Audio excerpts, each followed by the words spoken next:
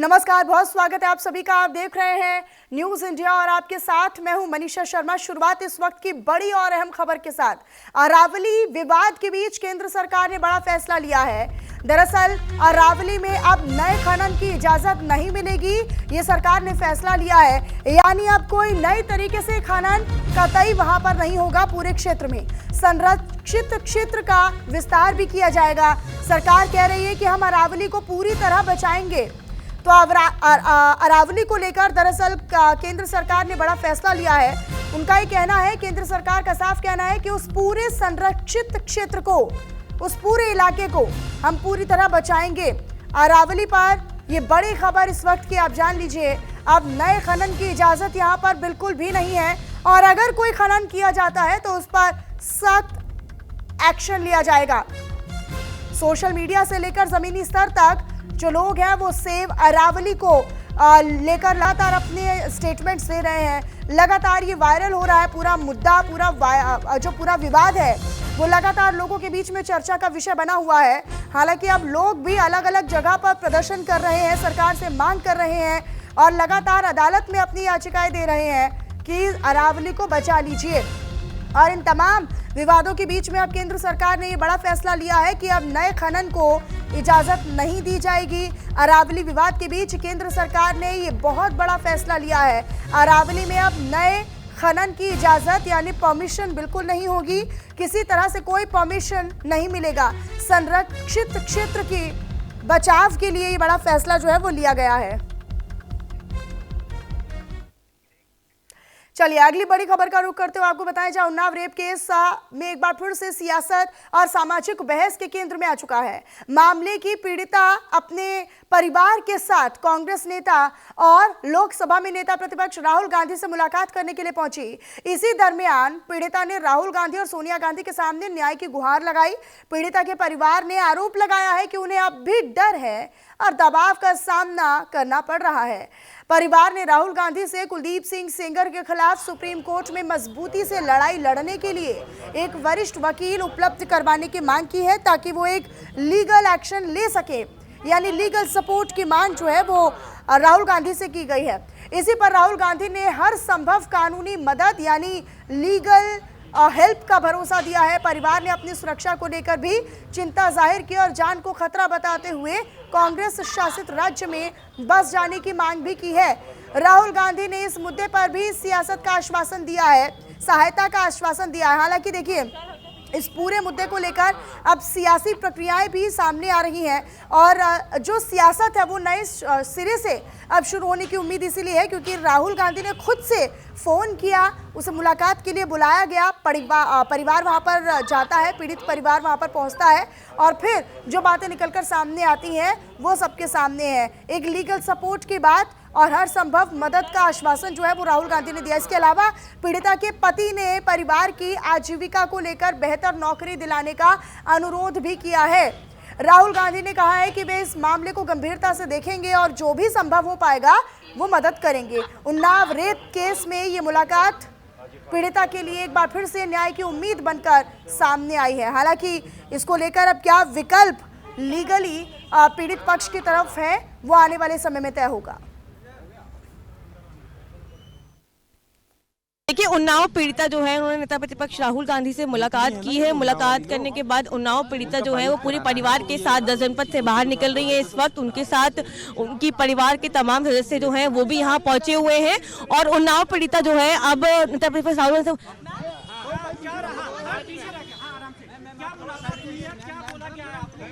मैंने तो prime minister से भी मिलने की गुहार लगाई, राष्ट्रपति महोदय से भी मिलने की गुहार लगाई, मैं प्रधानमंत्री से भी मिलने की गुहार लगाई। मैंने सबसे मिला लेकिन हमसे कोई भी नहीं मिला। और राहुल भैया का सामने से फ़ोन आया और सामने से हमको बुलाया और मैं उनसे मिलने गई। उन्होंने मुझे न्याय का आश्वासन दिया और न्याय की लड़ाई के लिए आगे के लिए बोला है। तो यही है कि हमें न्याय दीजिए। आप लोगों से यही उम्मीद है कि मेरी आवाज़ आगे तक बढ़ाइए और मुझे न्याय दिया जाए। आप लोग कौन मिलने गए थे? मुझे राहुल भैया सामने से बुलाया, मैं गई। मुझे यही आश्वासन दिया है कि हम आपको न्याय दिलाएंगे, आपके साथ में गलत हुआ है और मैं आपको न्याय दिलाऊंगा। और कौन कौन था? जी ये सब बातें नहीं हुई हैं अभी हमारी, लेकिन हमको सामने से बोला कि हम न्याय दिलाएंगे। आप ये बताइए न्याय दिलाएंगे, ये बताइए बोला है न्याय दिलाएंगे, कौन था? न्याय दिलाएंगे। कौन मिलने गए थे? अरे क्या कर रही है? राहुल जी ने ये बोला कि हम आपको बुला के मिला, आपका दुख दर्द हमने समझा, आपको न्याय दिलाएंगे, आपके साथ हम खड़े रहेंगे, हेल्प करेंगे, आपके न्याय दिलाने की हम गुहार लगाएंगे। ये बताइए आपकी मुलाकात राहुल गांधी के अलावा और किससे हुई? सोनिया गांधी, हाँ उनकी मम्मी से मुलाकात हुई, राहुल गांधी से भी हुई, और मेरी माँ सोनिया गांधी भी मिली। बहुत अच्छा लगा हमको उनसे मिलते हुए। ना प्रधानमंत्री ने हमको मिला, ना हमको मुख्यमंत्री ने मिला, हमको कोई सरकार, केवल राहुल गांधी और सोनिया गांधी मेरी माँ मिली। राहुल भैया ने सामने से बुलाया और सामने से अपील करेंगे, हाई सुप्रीम कोर्ट जाएंगे, सुप्रीम कोर्ट से हमको न्याय मिलेगा। वो तो मिलना नहीं चाहते हैं, हाई कोर्ट ने तो हमको न्याय नहीं दिया, हमको सुप्रीम कोर्ट पर भरोसा है, हमको न्याय राहुल गांधी भैया हमको दिवाएंगे, दिवा के रहेंगे। उन्नाव की रेप पीड़िता जनपद पहुंची थी राहुल गांधी से मुलाकात करने के लिए। इस वक्त वो लोग जो है वो यहाँ से निकल रहे हैं। तमाम पीड़िताओं ने उनके परिवार के साथ जो है राहुल गांधी से मुलाकात की है और राहुल गांधी ने उन्हें आश्वासन दिया है। उनका कहना है कि वो उनको आश्वासन दिया गया है। मैम, प्रधानमंत्री क्या राहुल गांधी जी न्याय आपको दिलाएंगे, आपके साथ गलत हुआ है, ये सब हुआ है। लीगल के लिए भी बोला है कि आपको मतलब न्याय दिलाएंगे। क्या बातचीत की मैम, क्या पूछा? यही बातें हुई कि हम आपको न्याय दिलाएंगे, आपके साथ बेटा गलत हुआ है। ये दुनिया देख रही है कि एक रेपिस्ट को उसको दया करते हुए जैसे आपने रिहा कर दिया, गलत हुआ। आपको उठा दिया गया। जी मुझे इंडिया गेट से उठा दिया गया। जब इंडिया गेट में धरना प्रदर्शन नहीं कर सकते हैं तो देश में रेप हो रहे हैं, उनको क्यों नहीं रोका जा रहा? वो भी रोका जाए ना। देखिए तमाम जो मुलाकात है उन्नाव की जो रेप पीड़िता है उनकी मुलाकात जो है वो राहुल गांधी से हुई, जिस दौरान जो है सोनिया गांधी भी वहां पे मौजूद थी और राहुल गांधी और सोनिया गांधी ने पूरे परिवार से मुलाकात की और खास तौर पे जो रेप विक्टिम है उनसे मुलाकात करने के बाद राहुल गांधी की ओर से यह आश्वासन दिया गया है कि वो पूरी तरह से इस मामले में जो विक्टिम है उनकी मदद करेंगे। और उसके अलावा सोनिया गांधी भी इस मुलाकात में मौजूद थी और उन दोनों की तरफ से यह आश्वासन जो है उन्नाव रेप विक्टिम को कहा गया है कि वो हर तरह से उनकी मदद करेंगे। और रेप विक्टिम ने खुद ही कंफर्म किया है कि राहुल गांधी की ओर से ये भी कहा गया है कि जो भी लीगल बैटल लड़ने में उनको उनकी सहायता की जरूरत होगी उस सहायता को भी राहुल गांधी उन पीड़ितों के साथ जो है साझा करेंगे। लेकिन सबसे बड़ी बात यही है कि जो रेप विक्टिम है उन्होंने राहुल गांधी से अब से कुछ देर पहले 10 जनपद पे मुलाकात की, जिस दौरान सोनिया गांधी मौजूद थी और लगातार जो उन्नाव की रेप विक्टिम है वो यही कह रही है कि राहुल गांधी ने तो उन्हें आश्वासन दिया है मिलने का, लेकिन वो लगातार जो है प्रधानमंत्री नरेंद्र मोदी का समय मांग रही है मुलाकात करने के लिए। कैमरा पर्सन अरब के साथ मैं कानिका, न्यूज इंडिया, दिल्ली 10 जनपद। तो वही क्रिसमस और नए साल के जश्न को देखते हुए गाजियाबाद में आबकारी विभाग पूरी तरह से अलर्ट मोड पर है। अवैध शराब की बिक्री और बिना अनुमति शराब परोसने पर रोक लगाने के लिए जिले भर में लगातार चेकिंग अभियान भी चलाया जा रहा है। आबकारी विभाग ने साफ किया है कि अगर कोई व्यक्ति फार्म हाउस, बैंक्वेट हॉल या फिर किसी निजी आयोजन में शराब परोसना चाहता है तो उसके लिए 1 दिन का स्थायी लाइसेंस अनिवार्य होगा और इस लाइसेंस की निर्धारित फीस 11,000 रुपए है और आयोजन स्थल का रजिस्ट्रेशन भी जरूरी है। जिला आबकारी अधिकारी संजय सिंह ने बताया है कि बिना लाइसेंस शराब परोसना गैर कानूनी यानी इल्लीगल है और ऐसा अगर पाया जाता है तो उस पर सख्त कार्रवाई भी की जाएगी। उन्होंने ये भी कहा कि त्योहारों के दौरान नकली और अवैध शराब की आशंका को देखते हुए निगरानी बढ़ाई गई है। आबकारी विभाग ने होटल, क्लब और बार संचालकों को भी दिशा निर्देश जारी किए हैं और नियमों के पालन की अपील की गई है।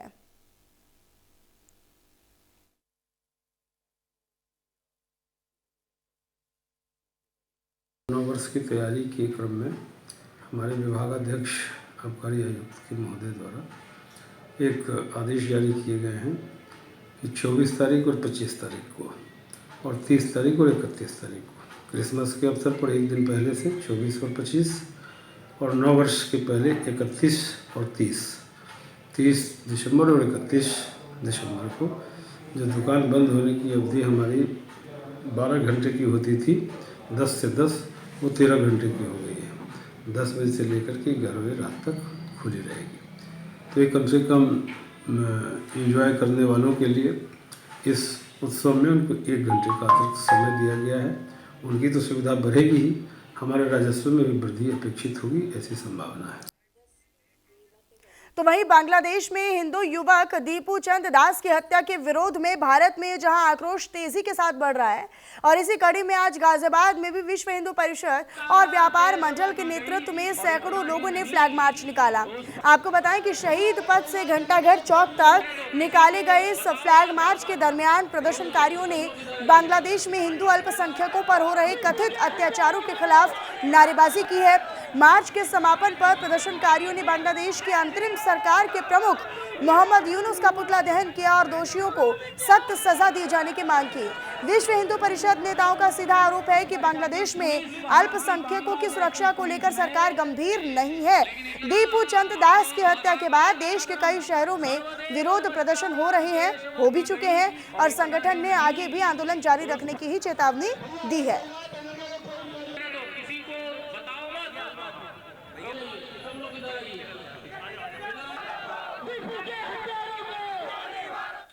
पूरे देश को नहीं, पूरे विश्व को पता है। और ये विरोध हमारा आज उस बांग्लादेश की एहसान फरामोशी के लिए भी है।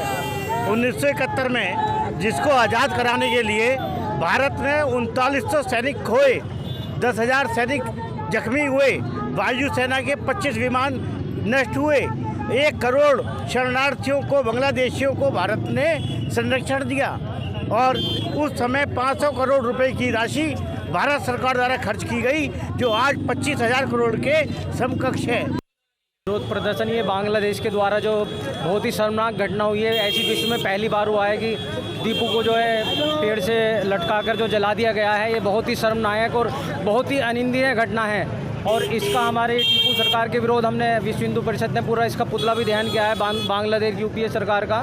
तो जो है इसको जो है विरोध पूरा विश्व में इसका विरोध किया जा रहा है और ये जो है ये बहुत ही दुखद घटना है। यदि इसमें कुछ एक्शन नहीं लिया गया, हम इसका तुरंत 24 घंटे के अंदर इसका विरोध पक्का जाम कर देंगे। बांग्लादेश में हुए दीपू हत्याकांड के बाद भारत में जगह जगह विरोध प्रदर्शन, उग्र प्रदर्शन हो रहा है। इस वक्त गाजियाबाद के घंटाघर चौक पर है। यहाँ पर विश्व हिंदू परिषद बजरंग दल ने आज पुतला दहन करके यूनुस सरकार को चेतावनी दी है और भारत सरकार से आग्रह किया है कि बांग्लादेश में जिस प्रकार से अल्पसंख्यक हिंदुओं पर अत्याचार हो रहे हैं उसको लेकर कोई कड़े कदम उठाए। हमारे साथ बात करने के लिए मौजूद है विश्व हिंदू परिषद गाजियाबाद के महानगर अध्यक्ष। आइए समझते हैं क्या ये विरोध प्रदर्शन सांकेतिक है या इस विरोध प्रदर्शन का कोई ना कोई रिजल्ट या कोई असर देखने को आने वाले समय में मिल सकता है। आज जो प्रदर्शन हुआ है क्या सांकेतिक था या कि आगे भविष्य में कुछ करेंगे? बिल्कुल सांकेतिक नहीं है, ये हमारा विरोध है, हमारे दिल की पीड़ा है जो पूरे हिंदुस्तान में इस समय निकल कर आ रही है। एक ऐसे एहसान फरामोश देश को जिसको 1971 में आज़ाद कराने के लिए भारत ने कितना कुछ खोया, 3900 सैनिक खोए, 10,000 सैनिक जख्मी हुए, 25 विमान गए, उसके अलावा 1 करोड़ बांग्लादेशियों को अपने देश में शरण देकर 500 करोड़ रुपए का उस समय का खर्चा जो आज 25,000 करोड़ के बराबर है, ये खर्च किया गया। परंतु ये ना सुधरने वाली कौम है, ये कभी भी समझ में नहीं आएगा इनको। अभी कल रात में, देर रात में घटना हुई है बालाजी एनक्लेव गोविंदपुरम के अंदर, दिल्ली गेट में पत्थरबाजी की घटना हुई है। फिर ये संडे मार्केट को लेकर विरोध हो रहा है कि बहुत दूर दूर से अलग समुदाय के लोग बाजार लगाने आते हैं, जो व्यापार चौपट हो रहा है, उसके लिए कर रहे हैं। ये उसी क्रम में है, जो संडे बाजार है उसका विरोध करते हैं, क्योंकि ये वो स्थान नहीं था। हमने अपने बचपन से देखा, एक आवासीय बड़ी अच्छी कॉलोनी होती थी नई बस्ती, उस नई बस्ती में इन्होंने धीरे धीरे पैर पसार कर, और उसमें क्या बिक रहा है किसी को नहीं पता, और कहाँ से लोग आ रहे हैं, क्या एक्टिविटी कर रहे हैं, ये सब संदिग्ध हैं, इसका विरोध करते हैं। जी बिल्कुल, ये तो महानगर अध्यक्ष वीएचपी गाजियाबाद जिन्होंने बताया कि किस प्रकार से गाजियाबाद में भी इस तरह के लोग और शरणार्थी जो आ रहे हैं इनकी जांच होनी बहुत ज़रूरी है। अभी देखना आज पूरे देश में सुबह से ही जो विरोध प्रदर्शन चल रहा है, क्या इसको लेकर केंद्र सरकार को ठोस कदम उठाएगी और बांग्लादेश में जिस प्रकार से दीपू हत्याकांड हुआ है, ऐसे हत्याकांडों पर आने वाले समय पर रोक लगाई जाएगी।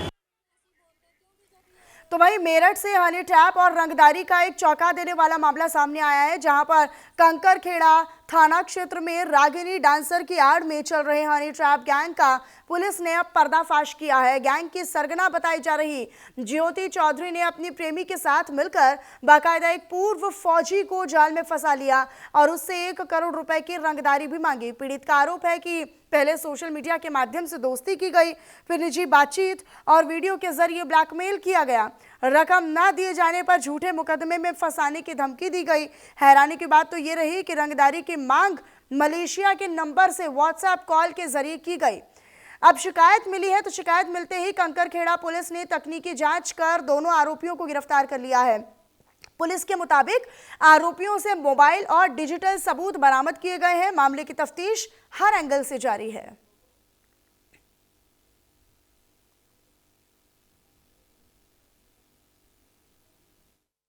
कंकरखेड़ा पर कुछ दिन पूर्व एक व्यक्ति ने आकर बताया कि उससे फोन पर धमकी दी गई है और उससे 1 करोड़ रुपए मांगे गए हैं। इस पर पुलिस ने तत्काल मुकदमा दर्ज किया और प्रकरण में जांच पड़ताल शुरू की। जांच के दौरान कुछ नंबर सामने आए इलेक्ट्रॉनिक सर्विलेंस में, जिसके आधार पर पुलिस ने कुछ अभियुक्तों की गिरफ्तारी की है। तो वहीं आगे बढ़ लेते हैं। अब आपको बताया जाए, राजस्थान में सड़कों पर बेधड़क दौड़ते ओवरलोडेड वाहन एक गंभीर खतरा बन चुके हैं। ये वाहन न केवल सड़क सुरक्षा के लिए जोखिम भरे हैं, बल्कि ये जान माल के नुकसान और सड़कों की भारी क्षति का कारण भी बनते नजर आ रहे हैं। इन हादसों पर लगाम लगाने के लिए जिम्मेदार विभागों की कार्रवाई सवालों के घेरे में आ चुकी है। पाली जिला में ओवरलोडेड वाहनों का चलन आम हो चुका है। न्यूज इंडिया की टीम ने जाडन टोल प्लाजा पर ग्राउंड रिपोर्टिंग की, जहां पर टोल रिकॉर्ड के मुताबिक रोजाना 200 से 250 ओवरलोडेड वाहन यहां पर गुजरते हैं। टोल प्लाजा पर नियमों के तहत ओवरलोडिंग शुल्क वसूला जाता है, लेकिन इसके आगे खड़ी परिवहन विभाग की टीमें केवल औपचारिक कार्रवाई करते नजर आती हैं। कभी कभार 1-2 वाहनों के चालान काट दिए जाते हैं और चालान काटकर जिम्मेदारी पूरी कर ली जाती है या खाना पूर्ति की जाती है, जबकि ज्यादातर ओवरलोडेड वाहन खुलेआम निकल जाते हैं। जयपुर डंपर हादसा और बांसवाड़ा जीप पलटना जैसे हादसे ओवरलोडिंग के खतरों की ही चेतावनी है, लेकिन बावजूद इसके सख्ती अब भी कागजों तक सीमित दिखाई देती है। प्याराराम गुजर पाली से जितनी भी ये बजरी की और दूसरी जो बड़ी गाड़ी प्याराराम गुजर पाली से जितनी भी ये बजरी की और दूसरी जो बड़ी गाड़ियाँ चलती है, जिसमें ज़्यादा वजन होने के कारण से पाली शहर की खासी रोडें क्षतिग्रस्त हो गई है। और जो वार्ड में भी लोग रात को लोडिंग की बड़ी बड़ी गाड़ियाँ चलती है, जिससे रोड सारे बिखरे पड़े हैं। इसलिए प्रशासन को भी कई बार अवगत करवाया था, जिससे रोडे से आने जाने में लोगों को भारी परेशानियों का सामना करना पड़ रहा है। जो दिन में और रात को जो ओवरटेक जो बड़ी गाड़ियाँ सिटी में चल रही है, उससे आने वाले लोगों को भी परेशानी होती है। सिटी के स्कूल की बसों हो या चाहे पब्लिक हो, उनमें आने जाने में और ट्रकों के साथ कई बार एक्सीडेंट हादसे भी बहुत ज़्यादा हो रहे हैं। और रोडें और जो सिविल लाइन के नाले इसमें घट जाती है, जिसमें व्हीकल वगैरह और शहर की जनता को परेशानी उठानी पड़ती है। सड़क सुरक्षा सप्ताह के दौरान आम जनता से अपील की जाती है ओवरलोडिंग वाहन नहीं चलावे। ओवरलोडिंग वाहनों से सड़क को भी नुकसान होता है और एक्सीडेंट होने की संभावना होती है। इसलिए आपको संदेश की जाती है, आम जनता से अपील की जाती है ओवरलोडिंग वाहन न चलाएं और चालान भी किए जाएंगे, तो आपको भी फिर वित्तीय समस्याएं होगी। ये हमारी तरफ से अपील है कि आप यातायात नियमों का पालन। ओवरलोडिंग वाहन के संचालन से सड़क टूटती है, सड़क का नुकसान होता है, साथ में दुर्घटना की संभावना भी रहती है बहुत ज़्यादा। तो इसलिए परिवहन विभाग ये अपील करता है कि ओवरलोड वाहन बिल्कुल नहीं चलाएं और जो ऐसा इनका संचालन करते हैं उन पर समय समय पर कार्रवाई भी करते हैं। हम नियमित रूप से कार्रवाई करते हैं, जुर्माना लगाते हैं। और इसमें अब क्या है कि अब ई डिटेक्शन सिस्टम से जो टोल से गुजरेंगे तो उनके भी अब ऑनलाइन चालान भी आएंगे और उनका भी नियमित रूप से चालान होंगे। ओवरलोडेड वाहनों की वजह से अक्सर आपने देखा होगा कि सड़कें तो टूटती ही है, वहीं उन्हीं के साथ दुर्घटनाओं की संभावनाएं भी बनी रहती है। ओवरलोड ट्रक जब सड़कों से गुजरते हैं तो चाहे वो सड़क नई बनी हुई हो या पुरानी हो, वो क्षतिग्रस्त होती है। ऐसा मानना है राजस्थान पुलिस और परिवहन विभाग का भी। परिवहन विभाग की ओर से कहा जाता है कि ओवरलोडेड जो वाहन है उन पे समय समय पर कार्रवाई की जाती है, लेकिन जमीनी हकीकत कुछ और है। हम खड़े हैं इस समय पाली जिले के जाडन टोल पर। इस टोल से प्रतिदिन 200 से 250 ओवरलोडेड वाहन गुजरते हैं, जिनसे टोल नियम के अनुसार टोल वसूल किया जाता है। लेकिन इस टोल को पार करते ही परिवहन विभाग की ओर से जो एक दस्ता खड़ा रहता है, वो प्रतिदिन मात्र 4 से 5 ओवरलोडेड वाहनों के ही चालान बनाता है। यानी कि परिवहन विभाग की कथनी और करनी में कितना अंतर है, ये दोनों ही आंकड़े बताते हैं। शायद परिवहन विभाग को दुर्घटनाएं जो होती है उसमें जान गंवाने वाले आम नागरिकों की कोई चिंता नहीं है।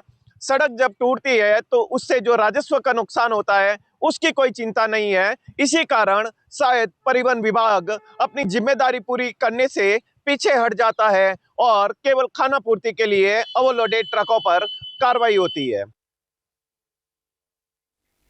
राजस्थान के भिवाड़ी इंडस्ट्रियल एरिया में मजदूरों पर बर्बरता की घटनाएं सामने आई हैं। मजदूर 2 महीने का बकाया वेतन मांगने के लिए कंपनी के गेट पर शांतिपूर्वक प्रदर्शन कर रहे थे। अचानक कंपनी के मैनेजर सुनील चौधरी और उनके कुछ सहयोगियों ने लाठी डंडों से उन मजदूरों पर हमला कर दिया। इस हमले में कई श्रमिक यानी मजदूर गंभीर रूप से घायल हुए हैं। हमले का वीडियो भी सामने आ चुका है, जिसमें साफ तौर पर दिखाई दे रहा है कि मैनेजर और उसके साथी मजदूरों पर बेरहमी से हमला कर रहे हैं। मजदूरों का आरोप है कि मैनेजर ने उन्हें कार से कुचलने की भी कोशिश की। घटना के बाद मजदूरों ने कंपनी गेट पर उग्र नारेबाजी की, जिससे इलाके में तनाव का माहौल बन गया। जानकारी मिलने पर मौके पर पहुंची पुलिस और कंपनी मैनेजर को थाने लेकर पूछताछ की जा रही है। भिवाड़ी औद्योगिक क्षेत्र में ये मामला न सिर्फ मजदूरों के अधिकारों पर बड़ा सवाल खड़े करता है, बल्कि उद्योग में सुरक्षा और प्रबंधन के रवैये पर भी गंभीर चिंता पैदा करता है।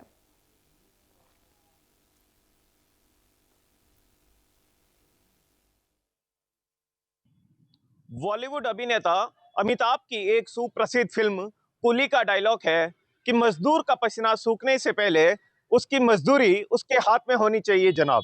लेकिन राजस्थान के भिवाड़ी शहर में एक बहुत ही अलग तरीके का घटनाक्रम आज देखने को मिला, जहां safe decor private limited company में काम करने वाले मजदूर जब अपने 2 महीने का बकाया वेतन लेने फैक्ट्री के बाहर पहुंचे तो पहले तो फैक्ट्री मैनेजर के द्वारा उन पर कार चढ़ाने का प्रयास किया गया और उसके बाद कर्मचारियों के साथ मिलकर फैक्ट्री मैनेजर ने वेतन मांग रहे मजदूरों पर जमकर लाठी डंडे बरसाए। मजदूर इस घटनाक्रम से हक्के बक्के रह गए और वहां भगदड़ मच गई। लाठी और डंडों के वार से कई मजदूरों को चोटें आई, जिन्हें गंभीर अवस्था में अस्पताल पहुंचाया गया। शिकायत मिलने पर स्थानीय पुलिस भी मौके पर पहुंची और स्थिति को नियंत्रित करते हुए मैनेजर को लेकर थाने पहुंची, जहां फिलहाल मैनेजर से पुलिस पूछताछ कर रही है। सहयोगी विष्णु शर्मा के साथ भुवनेश टॉक, राजस्थान। तो वहीं आगे बढ़ लेते हैं। अब आपको बताएं, जहां जयपुर के सुभाष चौधरी ने Hong Kong international junior squash championship 2025 में गोल्ड मेडल जीतकर राजस्थान और भारत का नाम दुनिया भर में रोशन किया। सुभाष ने बॉयज अंडर 17 के फाइनल्स में सिंगापुर के रेहान सिंह को 11-4, 11-4 और फिर 11-5 से हराकर विजेता बने। टूर्नामेंट का आयोजन हांगकांग स्क्वैश एसोसिएशन ने किया था और एमिली मैक, एग्जीक्यूटिव डायरेक्टर और टूर्नामेंट डायरेक्टर जोवी एयू ने उन्हें गोल्ड मेडल प्रदान किया और उन्हें सम्मानित किया। उनके कोच खांगाराम चौधरी ने बताया कि सुभाष नीरजा मोदी स्कूल के 10वीं कक्षा के विद्यार्थी हैं और लगातार कठिन अभ्यास और प्रैक्टिस के जरिए ये सफलता उन्होंने हासिल की है। परिजन, शिक्षक और शुभ चिंतक उन्हें बधाई दे रहे हैं और उनके उज्जवल भविष्य की कामना कर रहे हैं।